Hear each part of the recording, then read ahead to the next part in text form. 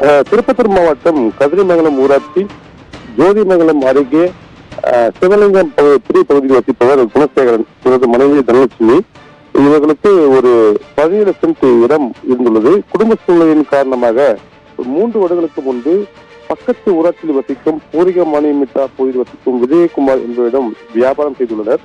அப்போது சுமார் 10 லட்சம் ரூபாயை கொடுத்துவிட்டு மீதம் உள்ள 4 லட்சம் ரூபாயை பிறகு தருகிறேன் என்று கூறி சென்றவர் கொடுக்காமல் அலைகழித்து வந்துள்ளார். இந்த சூழ்நிலையில தனலட்சுமியுடைய கணவர் குணசேகரனுக்கு மது பழக்கம் இருப்பதை அறிந்து கொண்ட விஜயகுமார், உன்னுடைய வீட்டு பத்திரத்தை எடுத்துக்கொண்டு வா, நான் மீதம் 4 லட்சம் ரூபாய் கொடுத்தேன் என்று கூறி மனைவிக்கு தெரியாமல், குணசேகரனை மட்டும் அழைத்து மனைவிக்கு தெரியாமல் அந்த 4 லட்சம் ரூபாயை கொடுக்கின்ற ஆசீர்வாதத்தை கூறி அதை அழைத்து 1.5 லட்சம் ரூபாய் மட்டும் கொடுத்துவிட்டு ஒரு காலி, எதுவும் பூர்த்தி செய்யப்படாத ஒரு காலி பத்திரத்தில் கையெழுத்தும் வாங்கியதாக தெரிகிறது.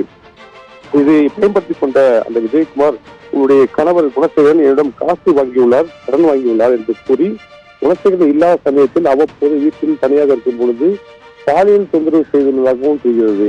இதனை பொருட்படுத்திக் கொள்ள முடியாத தனலட்சுமி கடந்த 6 மாதங்களுக்கு முன்பு திருப்பத்தூர் கிராம காவல் நிலையத்தில் புகார் கொடுத்து, என்னுடைய கணவரினுடைய மது பழக்கத்தை பயன்படுத்திக் கொண்ட விஜயகுமார் என்னிடம் அத்துமீறுகிறார், அவர் மீது நடவடிக்கை எடுக்க வேண்டும் என்று புகார் தெரிவித்தும் அது சம்பந்தமான நடவடிக்கை எடுக்காமல் அலைகளுக்கு வந்த சூழ்நிலை இன்று கூட தனலட்சுமி காவல் நிலையத்தில் சென்று கொண்டிருக்கிறார். அப்போது அவர்கள் கூறுகையில்,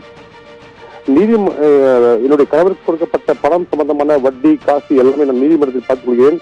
ஆனால் அந்த விஷயத்தை பயன்படுத்தி என் மீது அத்துமீறல் செய்யக்கூடிய அந்த பாதிப்பு செய்யக்கூடிய அந்த விஷயத்திற்கு காவல்துறை நடவடிக்கை எடுக்க வேண்டும் என்று கூறி தொடர்ந்து வந்து கொண்டிருக்கிறார். 6 மாதமாகவும் அந்த நடவடிக்கையும் இல்லாத சூழ்நிலையில எனக்கு நீதி வேண்டும் என்று அந்த போலீஸ் அந்த பெண்ணின் அந்த சூழலை இந்த காவல்துறை நடவடிக்கை வேண்டும் என்று கோரிக்கை வைத்த சம்பவம் பரபரப்பு ஏற்பட்டது.